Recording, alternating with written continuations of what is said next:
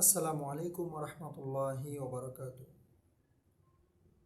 নাহমাদুহু ওয়া নুসাল্লি আলা রাসূলিল কারীম, আম্মা বা'দ, আউযু বিল্লাহি মিনাশ শাইতানির রাজীম, বিসমিল্লাহির রহমানির রহিম।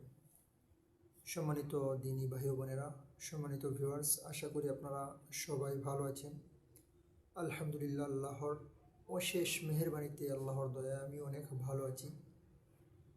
ভিউয়ার্স, আজকে নতুন আরেকটি ভিডিও নিয়ে আপনাদের মধ্যে হাজির হলাম। অবশ্যই আপনারা ভিডিওর থাম্বনেল থেকে ক্লিক করেছেন। আজকে আমরা জানব দুই সেজদার মধ্যখানে, অর্থাৎ দুই সেজদার মাঝে যে দোয়াটি পড়া হয় সেই দোয়াটি জানবো ইনশাল্লাহ। আপনাদের কাছে আমার একটাই অনুরোধ, যারা এখনও আমার চ্যানেলটি সাবস্ক্রাইব করেননি, দয়া করে আমার চ্যানেলটি সাবস্ক্রাইব করে দেবেন। তো ভিউয়ার্স, চলুন দেরি না করে আমরা দুই সেজদার মধ্যখানে যেই দোয়াটি পাঠ করা হয় সেই দুইটি দোয়া আছে, একটি ছোট্ট, একটি একটু লম্বা। তো দুইটি দোয়া আপনাদের সুবিধার্থে দুইটি দোয়াই আপনাদেরকে শিখিয়ে দেবো ইনশাল্লাহ। যারা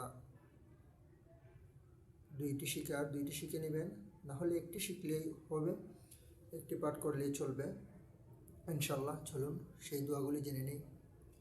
প্রথম দোয়াটি হলো রব্বিগ ফিরলি। রব্বিগ ফিরলি এর অর্থ হলো, হে আমার প্রতিপালক, আপনি আমাকে ক্ষমা করুন। হে আমার প্রতিপালক, আপনি আমাকে মাফ করুন। এর অর্থ হচ্ছে, হে আমার প্রতিপালক, আপনি আমাকে ক্ষমা করুন। হে আমার প্রতিপালক, আপনি আমাকে মাফ করুন।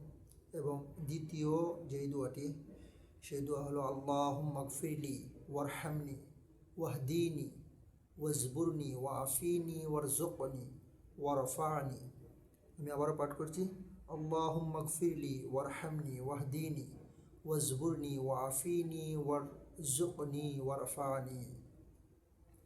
এর অর্থ হলো, হে আল্লাহ, আপনি আমাকে ক্ষমা করুন, আমার প্রতি দয়া করুন, আমাকে সঠিক পথে পরিচালিত করুন, আমার সমস্ত ক্ষয়ক্ষতি পূরণ করে দিন, আমাকে নিরাপত্তা দান করুন, আমাকে রিজিক দান করুন এবং আমার মর্যাদা বৃদ্ধি করুন। দুইটি দোয়া হাদিসের মধ্যে এসেছে। প্রথম দোয়াটি আবু দাউদ শরীফে 231 নম্বর হাদিস এবং ইবনু মাজা 897 নম্বর হাদিস। ভিউয়ার্স, আজকের ভিডিওটি এই পর্যন্তই।